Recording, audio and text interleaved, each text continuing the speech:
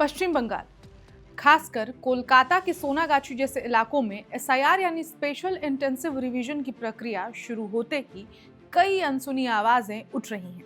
सैकड़ों sex workers ने मतदाता सूची में अपना नाम दर्ज कराने को लेकर गहरी चिंता जताई है, क्योंकि उनके पास आवश्यक पारंपरिक दस्तावेज नहीं है, जो कि वोटर लिस्ट में शामिल होने की मुख्य शर्त मानी जा रही है। एसआईआर का उद्देश्य मतदाता सूची को पारदर्शी और सही बनाना है, जिसमें डुप्लीकेट, मृत या फर्जी मतदाता नामों को हटाया जाता है और नए पात्र नागरिकों को जोड़ा जाता है। ये प्रक्रिया देश के 12 राज्यों में चल रही है और इसका अंतिम लक्ष्य फरवरी 2026 तक एक सटीक वोटर लिस्ट तैयार करना है। लेकिन सोनागाछी की सेक्स वर्कर्स के लिए इस प्रक्रिया ने एक गहरा भय पैदा कर दिया है। इनमें से कई लोग घर छोड़कर सालों पहले इस इलाके में आए हैं और उनके माता पिता से अब उनके संपर्क भी नहीं है, ना ही पारिवारिक दस्तावेज मौजूद है। इसके चलते उन्हें डर है कि एसआईआर के दौरान दस्तावेज की कमी के कारण उनका नाम वोटर लिस्ट से हटा दिया जाएगा और उनका वोटिंग अधिकार तो छिनेगा ही, साथ ही डॉक्यूमेंट्स के अभाव के कारण उन्हें बांग्लादेशी रोहिंग्या करार दिया जाएगा। एक गैर सरकारी संगठन दरबार महिला समन्वय समिति ने चुनाव आयोग के मुख्य निर्वाचन अधिकारी को लिखित अनुरोध भेजा है, जिसमें इस समुदाय के लिए विशेष सत्यापन कैंप और स्थानीय आधार पर नामांकन की सुविधा देने की मांग की गई है। उनका कहना है कि कई सेक्स वर्कर्स के पास आज Aadhaar card, PAN card, ration card, passport, बिजली बिल जैसे दस्तावेज मौजूद ही नहीं है, जो वोटर सूची में नाम जोड़ने के लिए पर्याप्त होने चाहिए। समिति की सचिव विशाखा लस्कर कहती हैं कि हमने वोटर आईडी कार्ड 2002 में हासिल किया था और तभी से वोट देना शुरू किया, लेकिन इससे पहले हमारे पास कोई ऑफिशियल कार्ड नहीं था।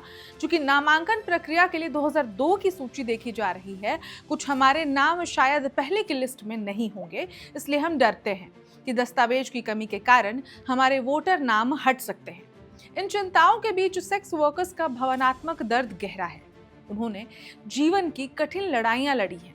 सामाजिक भेदभाव, आर्थिक अस्थिरता, स्वास्थ्य संबंधी चुनौतियां और अब डॉक्यूमेंटेशन की बाधा भी उनके लोकतांत्रिक अधिकार के सामने दीवार बन चुकी है। चुनाव आयोग ने आश्वासन दिया है कि योग्य नागरिकों को वोटर सूची में शामिल करने के लिए विशेष कदम उठाए जा रहे हैं, जिसमें कुछ मामलों में साक्ष्य आधारित नामांकन और सत्यापन भी शामिल है, ताकि कोई भी योग्य व्यक्ति अपने अधिकार से वंचित ना रहे। फिर भी सवाल ये है कि क्या पारंपरिक माता पिता के दस्तावेज पर आधारित एसआईआर प्रक्रिया उन समुदायों के लिए उपयुक्त है जिनका पारिवारिक संपर्क ही टूट चुका है?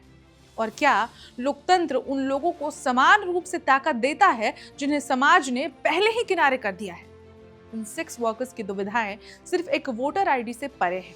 ये उनकी पहचान, अस्तित्व और समान नागरिक अधिकार के साथ जुड़ी लड़ाई है। अगर वे एसआईआर में फंसकर अपने वोटर नाम खो देते हैं, तो ये न सिर्फ उनके मतदाता सूची में नाम हटने जैसा मामला होगा, बल्कि समाज के एक सबसे कमजोर वर्ग की आवाज को और भी दबा देने वाला क्षति भी होगा। इस खबर में इतना ही, लेकिन इस पूरी प्रक्रिया और सेक्स वर्कर्स की इन स्थिति पर आप क्या सोचते हैं, हमें कमेंट करके जरूर बताएं। मैं ऋचा और आप देख रहे हैं वन इंडिया हिंदी।